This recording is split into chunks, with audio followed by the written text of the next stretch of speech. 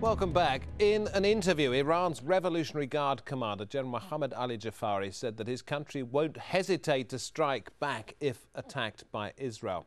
Jafari stated that the entire region will be threatened, saying that Iran won't stand alone against any Israeli or US military strike, a threat that chaos will sweep the region, turning it into a ball of fire. Jafari didn't rule out the use of oil as a weapon. In the event of any attack on Iran, he said that Iran will shrink the global oil supply by almost a quarter, and the situation will make the consequences of a military strike dire and unbearable. Let's talk about these and other issues with our guest once again from Tehran, Professor Syed Mohammad Marandi, in Tel Aviv, Dr. Ranan Gissin, and in Washington, D.C., Dr. Hilary Mann-Levitt. Dr. Gissin, you waited very patiently for some time in the first part of the programme, so I'd like to come to you first of all. Iran's foreign minister has said that he doesn't think Israel could launch an attack because it's still suffering from the consequences of the 2006 war with Lebanon. How prepared for any kind of action do you think your country is? Well, we're prepared for any option. We prefer the sanctions. We prefer other means in order to convince the Iranian regime and leaders that they should stop their program. Now, by the way, I want to remind you and remind the Dr. Levin from Washington that in the 50s, the United States had the largest CIA station in Tehran. That was, after the Shah of Iran reigned there. And the regime instability was not considered a pejorative term. In other words, there are cheaper ways, and I'd say more effective ways, to convince the Iranian regime than a military attack. They're asking for it.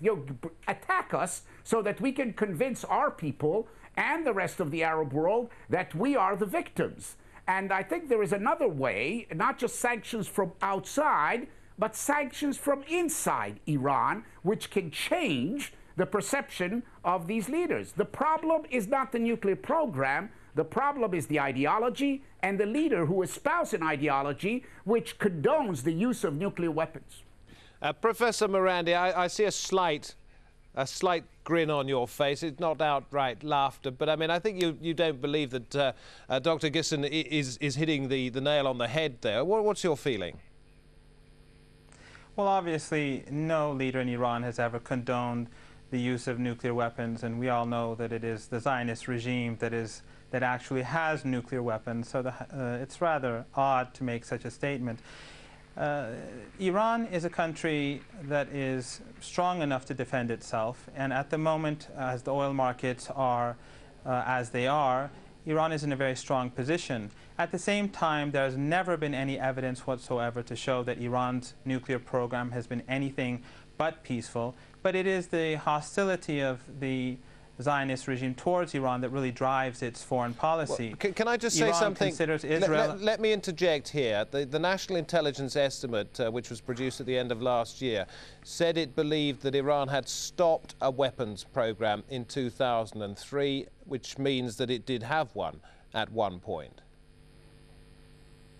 Well, yes, there are two problems here. One is that until this National Intelligence Estimate came out, they were saying that Iran has a nuclear weapons program.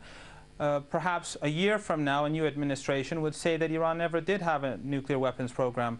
All we can do is just believe what Washington says, and we know how honest this administration and this regime in Washington has been over Iraq, as well as other issues throughout the globe. The United States government is not known for its honesty.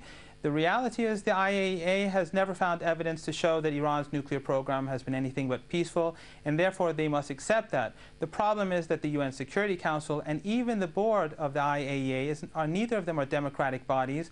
The Americans and their allies are highly influential, and they're able to push countries around to get what they want. At the same time, what your other guests said about pressuring Iran from the inside, I don't know if that implies supporting terrorist organizations, but sadly that is what the United States and the EU are doing.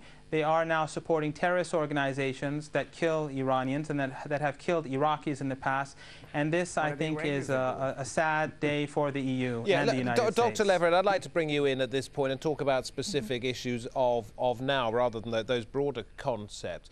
A report in one of the most influential US magazines by a well-respected reporter who is often rubbished by the White House, but it says that the US spent $400 million last year stepping up its covert operations against Iran. In other words, trying to find out what was going on, perhaps paying to get information about insecurity within the regime. Do you think that that's quite likely?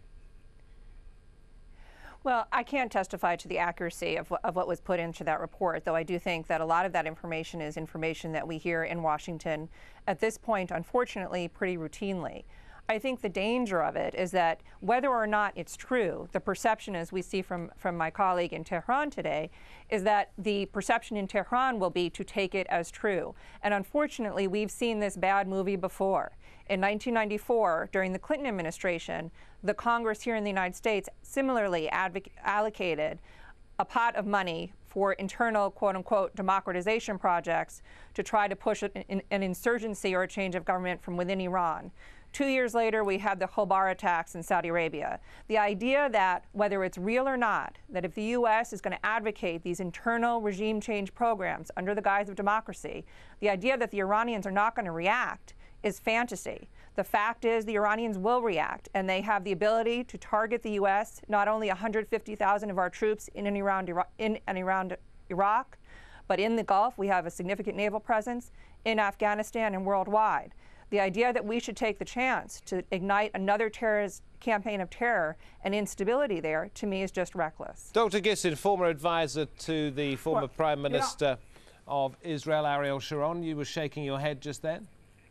Yeah, it's really ludicrous, as if we are dealing with an innocent regional power, Iran, which has been persecuted by the rest of the world. Iran, according to U.S. intelligence reports, supports over 40 terrorist organizations around the world. Shiite organization, Sunni organization. It meddles in the affair of Saudi Arabia, of the Gulf Emirates, in Baghdad, in Iraq, they support terrorist organization. So what is this thing about, oh, let's not shake the boat because they'll cause instability in the region? Iran is the cause for instability. It will cause more instability if it has nuclear weapons.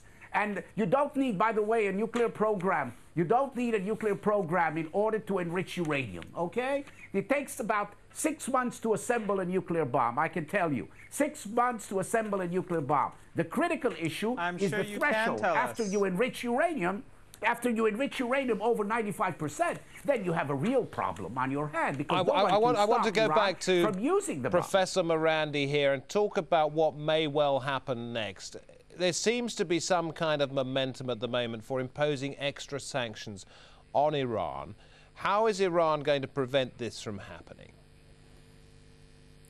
Well, I think that Iran has the capability to change the situation in the region.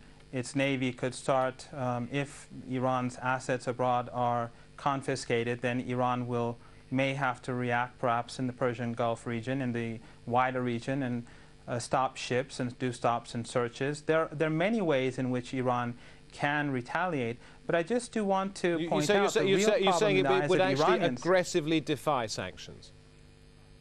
I think that Iran will definitely play a much tougher game from here on. But from the Iranian perspective, the problem really is Israel. Iranians see Israel as an apartheid state, a racist state. And as long as racism prevails in the Palestinian territories, and as long as the Palestinian people are oppressed by an apartheid state in that region, the region will not become calm. The neighbors of Palestine will not sit down, and the people will not be quiet about what is going on. Okay, so I don't think the problem really lies in Tehran. I'm sure you don't, and I'm sure Dr. Gissin doesn't believe the problem lies in Israel. And I'm sure Dr. Leverett doesn't believe the problem lies in Washington, D.C. I'm sorry I couldn't have given you two the last word, but somebody had to have it. It was Professor Morandi in this case. I do appreciate the contribution that each one of you has made. I do wish the discussion could have been a little bit longer. Syed Morandi, thank you very much indeed. Dr. Raanan Gissin and Dr. Hilary Mann-Leverett. Thank you for joining us on this edition of Inside Story, and thank you for watching our programme. We welcome your comments and suggestions. Email them to us, insidestory@aljazeera.net, insidestory@aljazeera.net. Till next time, bye-bye.